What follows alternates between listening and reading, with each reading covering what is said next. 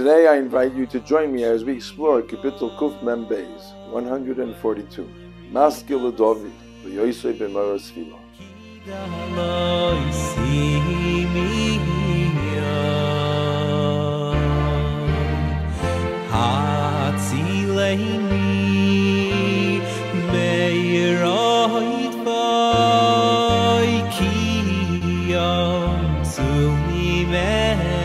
It's very important, however, that we first understand the history, what was going on, and the context of this kapitel in order to appreciate the power and the lesson that is so clearly being said in this kapitel, as it starts off, Tefillah of Dovid, a lesson to David.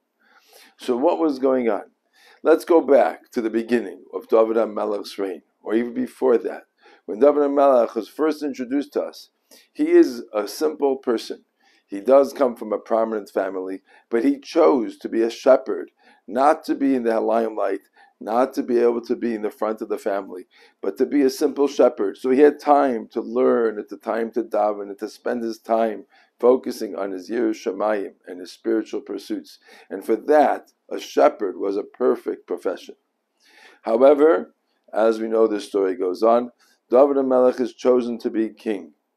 And when Shaul HaNavi first comes and chooses him, Dovid Hamelech is happy, not because he's going to become prominent and famous and powerful, but by being chosen as being the Meshuach Hashem.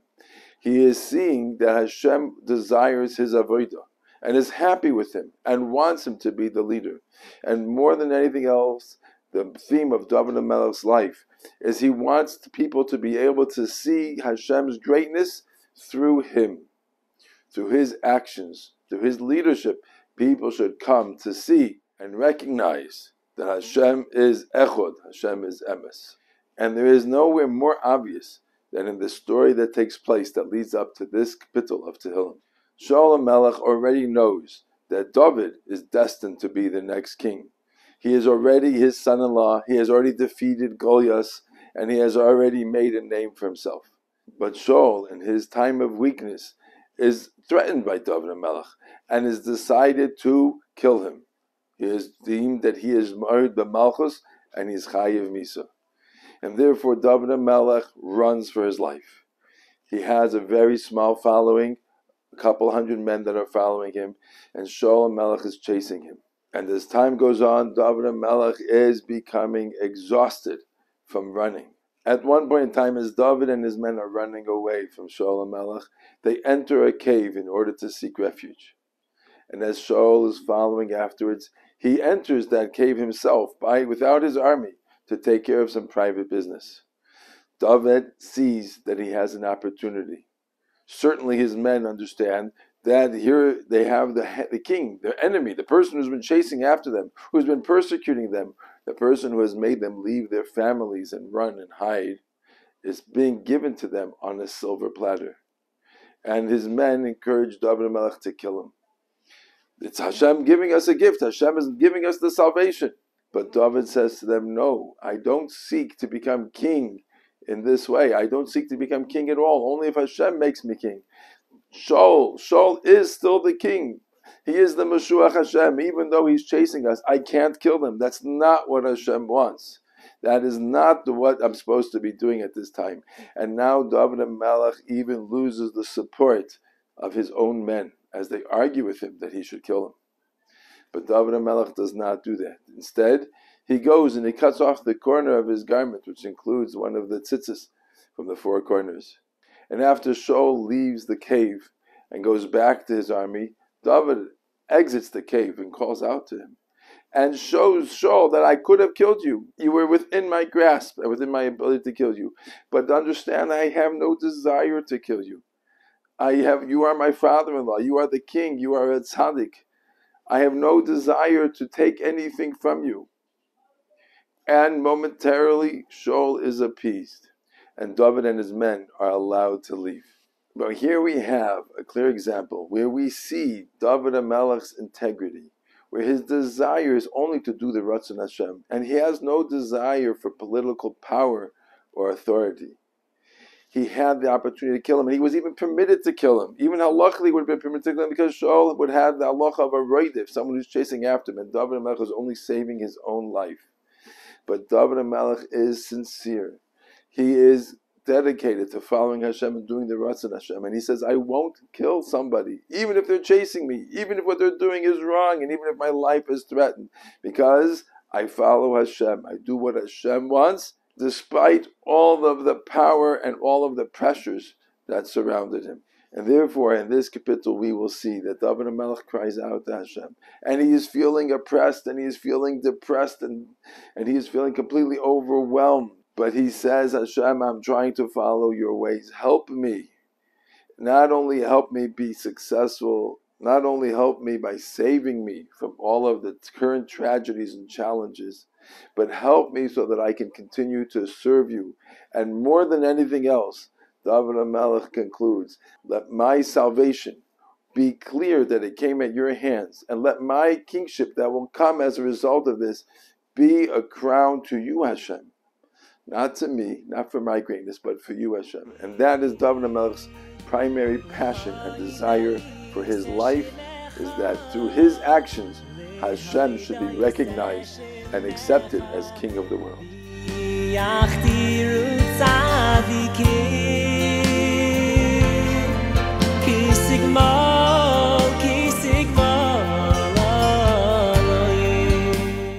Therefore, I would like to say that the theme of this kapitel is integrity. Dovid Hamelech is able to maintain his integrity even when he is encouraged not to by his own forces. And even when he has a halachic right, he knows it's not the Ratzon Hashem, and he makes the right choice. And he chooses not to kill and not to harm. And with that, he gains the respect of his people and the people around him. And they recognize that his kingship is different than everybody else's, because he is only a shluach of Hashem, and he is the Mashiach Hashem.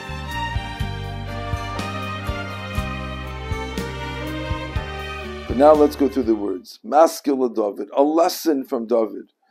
As he finds himself in the cave, and as he davens out to Hashem, we are able to understand this very important and primary message. Koili el Hashem ezok, with my voice I cry out to Hashem. Koili el Hashem eschanan, with my voice I will appeal to Hashem.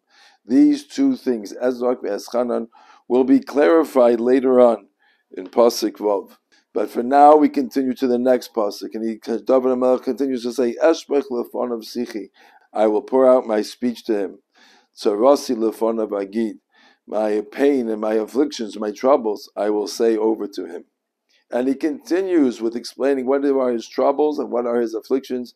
Bisatef alai ruchi, when my spirit collapses from all of the pressures and all of the difficulties that he's experiencing, he has no energy, emotionally spent.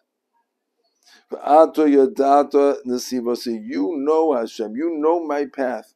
You know that I only want to do your desire.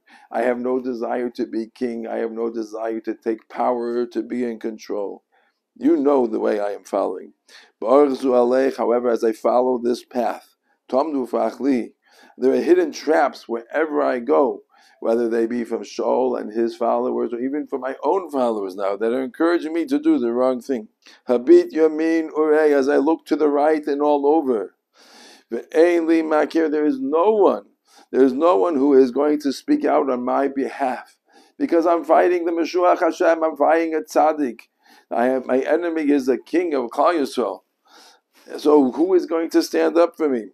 I have nowhere to flee, because no one will protect me. And there's certainly no one who is seeking to help me and to save me.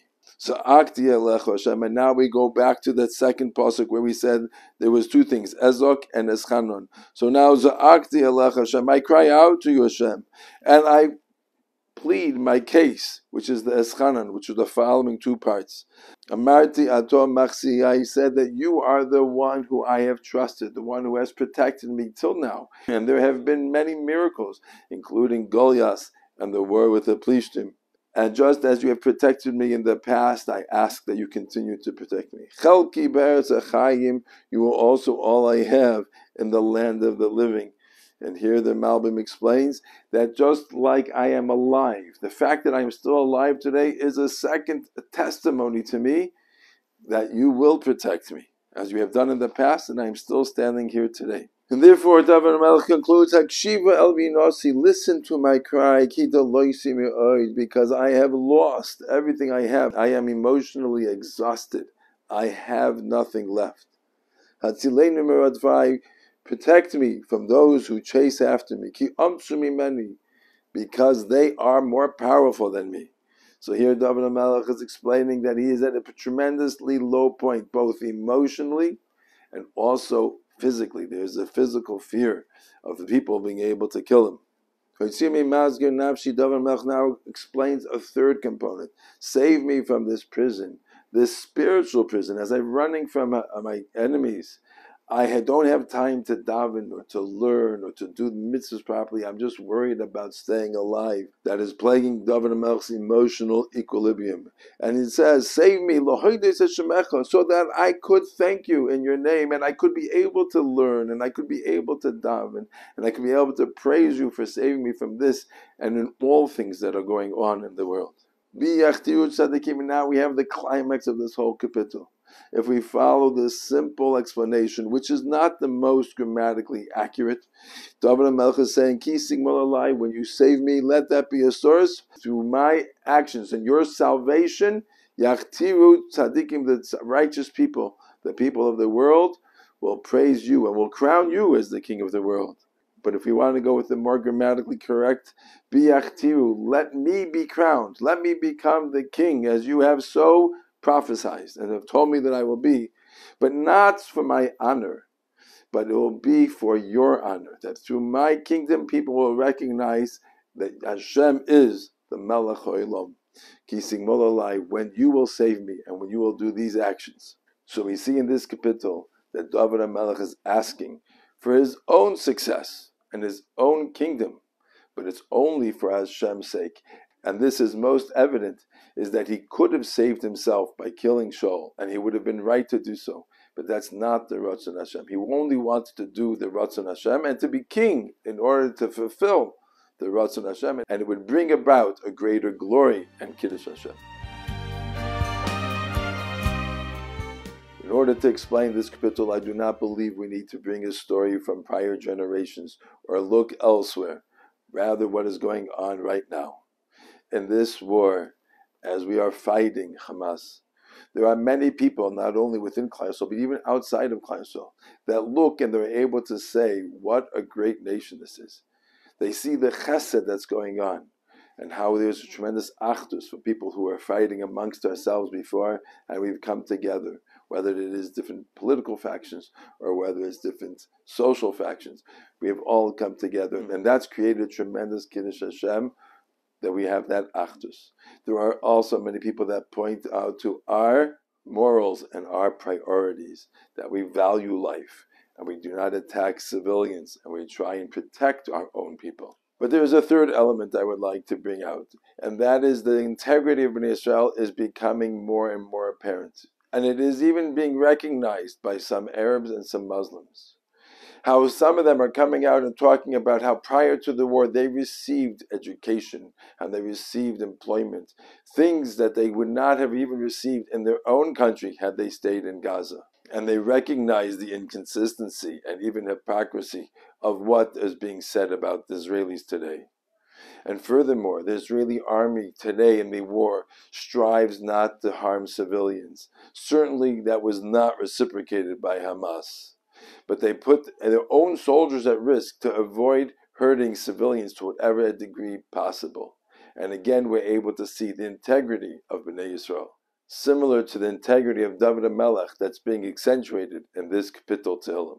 And therefore, let us conclude as we daven to Hashem. We say, Akshiva el vinosi, Hashem, listen to our tefillos, ki da loisim yoid, because we are exhausted. Indeed, we have gone through so much, and there is so much sadness and so many difficulties. We ask Hashem, listen to our tefillos. And take us out of this terrible place that we are now, so that we can praise you. And more than anything else, let Hashem reveal himself bring about the Mashiach Hashem, and let Klal Yisrael be free. Let Klal Yisrael be the ruling nation, but not for our sake, but so that we can be a crown to you, Hashem, and let the world see that Hashem is indeed the Melech HaOlam as He brings about the Mashiach Hashem. I'd like to make sure that you receive these videos in the future. Please log on to the website chinuchcoach.com. After a couple of seconds, a pop-up will appear and you'll be able to input your email address to sign up for these weekly videos.